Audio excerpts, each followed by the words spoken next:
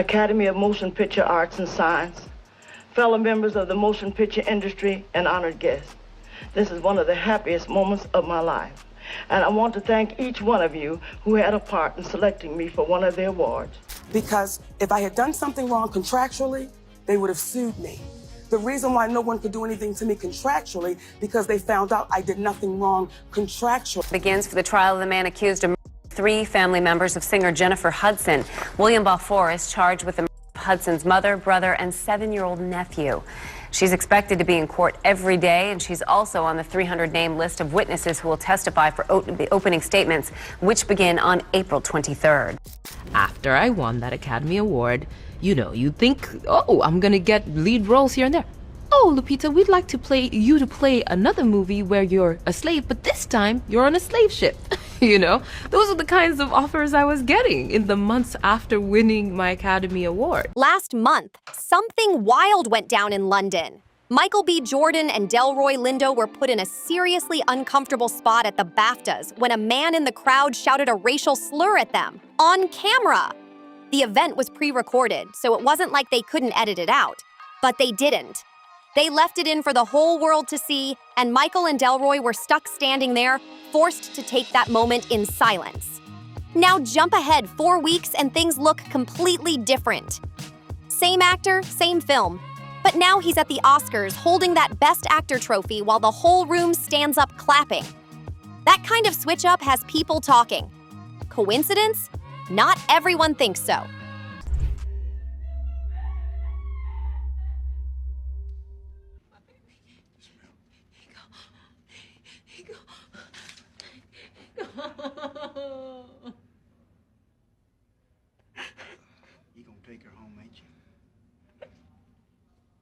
Katt Williams is one of the loudest voices saying there's more going on behind the scenes. According to him, powerful people in the industry pick and choose when to embarrass a black actor and when to lift them up. And if something feels staged, he's saying it probably is. Online, things get even more intense. Some people are claiming the Oscars themselves are more than just awards. They're calling it symbolic, even ritual-like. They're pointing at the gold statue, saying it resembles an ancient Egyptian figure linked to the afterlife, Sokar, and then they bring up the name, Oscar, Sokar, like it's not just a coincidence. So now the conversation is shifting hard. People are starting to question Michael B. Jordan's win, asking if that moment of public humiliation played a role in him getting that Oscar in the first place. Michael B. Jordan and Delroy Lindo were standing on that stage when a man in the crowd yelled a racial slur at them on live TV. You don't care how people feel about the ritual. It's about does following the ritual work. Later, the story shifted to the man having Tourette's, and that became the main media angle. Because of that, Michael and Delroy couldn't really respond without it turning into something else. But a lot of people noticed things just didn't add up. The broadcast had a 2-hour delay, meaning someone had time to cut that moment, and still chose not to. On top of that, a microphone was somehow picking up a voice from around 40 rows back, clear as day, right when 2 black actors were on stage. That timing raised eyebrows fast. Sure, apologies came out. BBC called it a serious mistake. BAFTAs said sorry, and then everything just moved on like nothing happened. But Michael B. Jordan had to stand there and take it. Live in front of the entire world. What's even more interesting is how quiet things got after. Delroy Lindo did speak up, saying he wished someone had reached out to them after the incident. But Michael didn't say a word publicly, not one. Then just 4 weeks later, he's on a completely different stage, winning his first Oscar for that same film. First nomination too. And this isn't the first time people noticed a moment like this. Think about Chris Rock and Will Smith. Both had intense, very public moments that same night. What you should know about this moment is that the BAFTAs were not streamed live, so they saw this happen in real time. Then when they edited together their broadcast, they decided to leave this in. Who gave you that name, and how do you think it shaped the man you are today? I'm a Babalawo, and my mom, when I was born, I got the name, fresh out the womb, and I just try to, live in that purpose, every day since. Then not long after, Will is standing there holding his first Oscar. The chaos grabbed all the attention, but the win still happened right after. The contrast between those moments has people seriously questioning the pattern. All of this happened in the same broadcast, and Katt Williams is saying that's not random at all. According to him, the industry needs major names to make moments like this hit harder. And when something feels staged or too perfectly timed, he's saying there's probably a reason for it. In his view, the real decisions happen behind the scenes, where people choose when to embarrass a Black actor and when to celebrate them. Look at what followed after that night. Will Smith ended up banned from the Oscars for 10 years. His career took a noticeable hit, and his film Emancipation didn't perform the way many expected. Things haven't looked the same for him since. So a Babalawo is a priest or diviner in the Yoruba religion. God is good. God is good.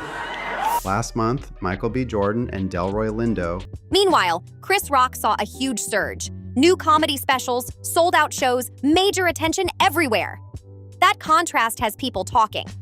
Katt's main point is simple but sharp. Someone takes the fall and someone else rises from the same moment. So when people compare that to 2026, they start connecting dots. They're saying Michael B. Jordan faced that public moment at the BAFTAs, and then not long after, he's standing on stage at the Oscars holding that award. Same pattern, different faces, that's what some are claiming. But what Katt is pointing to didn't just start recently. This conversation goes way back. Hattie McDaniel became the first Black actor to win an Oscar in 1940 for Gone with the Wind. Huge moment, right? But the role she played was heavily criticized for reinforcing stereotypes, and that created a lot of discomfort even at the time. And on top of that, during that historic night, she wasn't even allowed to sit with the rest of the cast at the main table. Even in a moment of recognition, there were clear limits placed on how she was included. They didn't even let her sit with everyone else. Hattie McDaniel was placed at a segregated table in the back of the room, despite making history that very night. It was a win, but it came with a clear reminder of the limits placed on her. Then fast forward to 2002, Halle Berry. Hollywood is not really there to entertain you. Like, that's great that happens, but propaganda is something that is important to all civilization. To this day, she's still the only Black woman to win Best Lead Actress at the Oscars. That alone says a lot. And the role she won for? Monsters Ball, playing a woman who forms a relationship with a white man tied to the execution of her husband. Yes, it was a breakthrough moment, but people still question the kind of roles that get recognized. Then there's MoNique in 2010. She won for Precious, playing a deeply abusive mother, a role that was heavy and hard to watch. But after her win, things didn't go the way you'd expect. She spoke openly about not wanting to campaign for free or play industry politics. And after that, opportunities slowed down in a major way. She had the Oscar, but still found herself pushed to the side. These circumstances are not, we see them as, oh, this is live. He said something about his wife and then he got mad and jeopardized his career. And then the other guy had to decide what he was going to do with his career. And then no, we have to understand that these are two giants in our field if you're a Black person. Correct.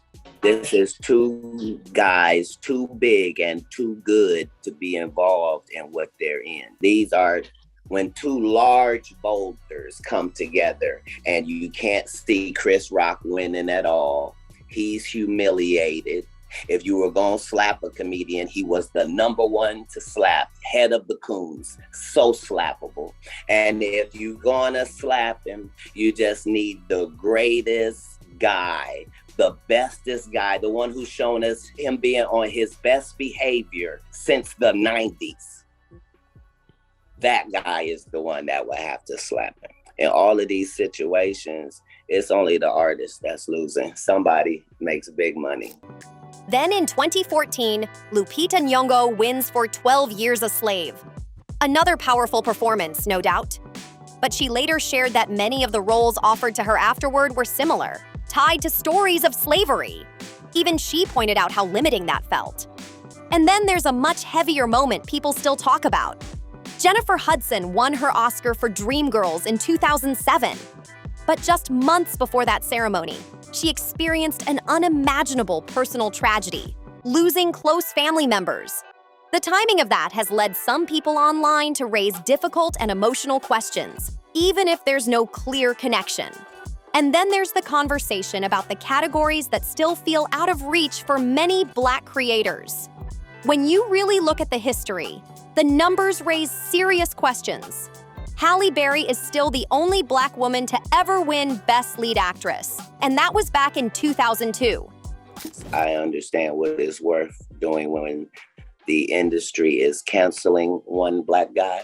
I know what happens when they are going to elevate another, and I know what happens when they don't care about either of them. I'm saying that everything that happens in a business that's based off of pretend that seems like a setup is. For Best Lead Actor, only a small number of Black actors have won across nearly a century of Oscars.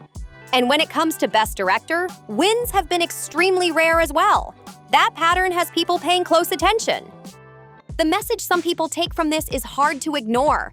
You can act in the films, you can be the face on screen, you can even deliver award-winning performances.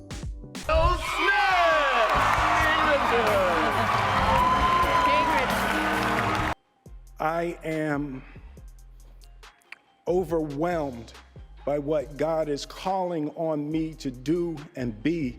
But having full control behind the scenes, that's where the doors seem much tighter. That's the part that keeps coming up in these conversations. So when people see Michael B. Jordan standing there holding that Oscar, it lands as a powerful moment, no doubt. But then voices like Katt Williams come in with a question that makes people pause. What did it cost to get there?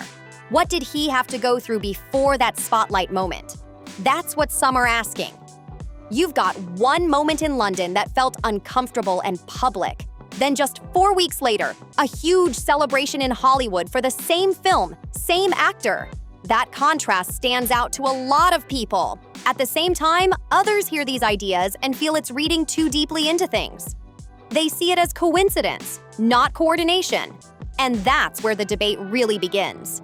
But when you line it all up, people start noticing a pattern that's hard to ignore. From Hattie McDaniel being made to sit at a segregated table on the same night she won, to Michael B. Jordan facing that moment on stage just weeks before holding that gold statue. For some, it raises a big question. Are these just random moments, or is there something deeper going on behind the scenes? As Katt put it, if something feels like a setup, it might not be by accident. Now it really comes down to how you see it. Do you think there's something intentional behind these moments?